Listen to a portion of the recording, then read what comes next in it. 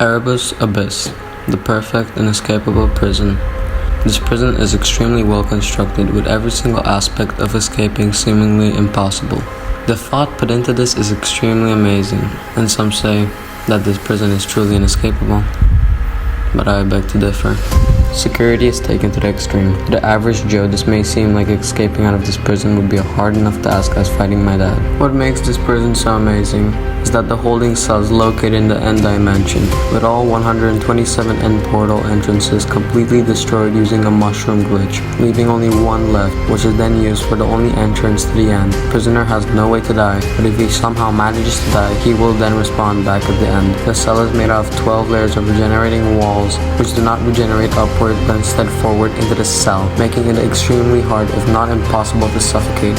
And even if you destroyed the obsidian on the bottom, it would regenerate once again. Player detections. This is a player detector that uses snow golems to its advantage. It will detect any players within a 32 block radius of the prison. And if it does detect the player, then the light above the portal will turn on, alerting the guards. Turning down your render distance will not combat against this system. If a guard finds a player breaking in, them will turn on, destroying the end portal, meaning nobody will ever get into the holding cell. Doing almost anything suspicious or breaking a block will trigger the system. The whole prison will then be destroyed and all withers will be summoned. This is called the Chaos Punishment. It is a last resort option, ensuring that nobody enters and everything will be destroyed. Sooner or later, the entire prison will be gone. It will be also activated when the person breaking in is a huge threat.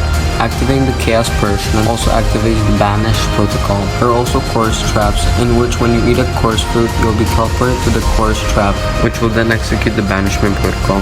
There are also pearl detections under the prison, but not only one, but 2 layers.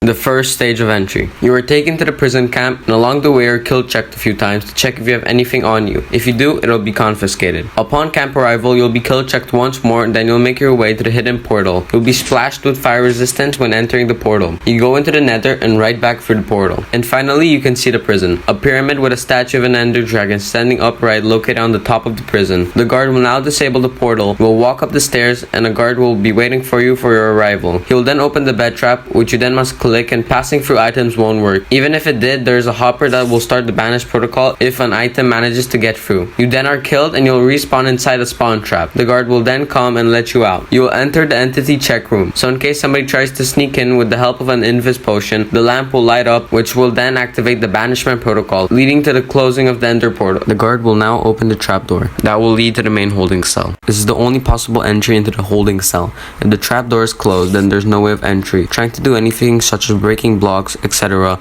will execute the banishment protocol. When you are in, the guard will then splash you with the potion of weakness. You then follow the guard into the top, in which you have to sleep in a bed. Now I am locked within the cell. Now you may be thinking that this is it.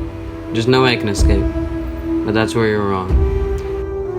I will first stand on the opposite side of the cell, facing the wall I'd like to disable. I first break the block in the corner I am. The walls of these cells keep regenerating, but what powers the regenerating cobblestone is a redstone clock that keeps looping, but there's a major flaw that will help me in my escape. And that is, since they are powered by pistons and redstone blocks, they can be desynced by leaving and rejoining, which will bring the regenerating walls to a complete halt, meaning I can now break them without the walls regenerating and pushing me in. I make my way to the other corner and start breaking away. While doing this, on the other side, my buddy is creating chaos, spawning withers and breaking blocks, literally everything, so the chaos punishment will activate, which will free the withers, and sooner or later they'll make their way up, destroying my bed, obstructing my spawn point. And not long, I'll be outside.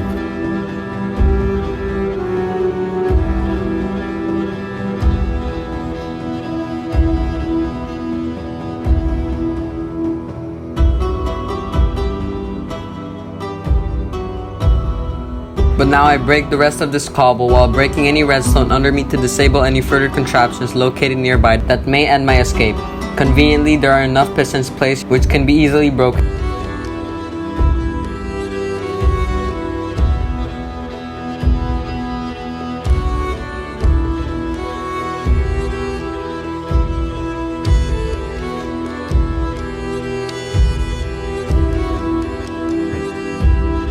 After gathering these pistons, I tower up.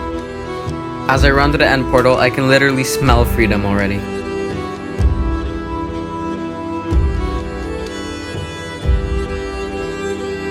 And like that, I'm in the overworld, outside of the prison, still holding my last life. I'd like to sincerely thank the builders of this prison. This was the first prison I ever broke out of. It's the first prison I ever tried to break out of. I really liked it. I enjoyed it so much. Thank you a lot.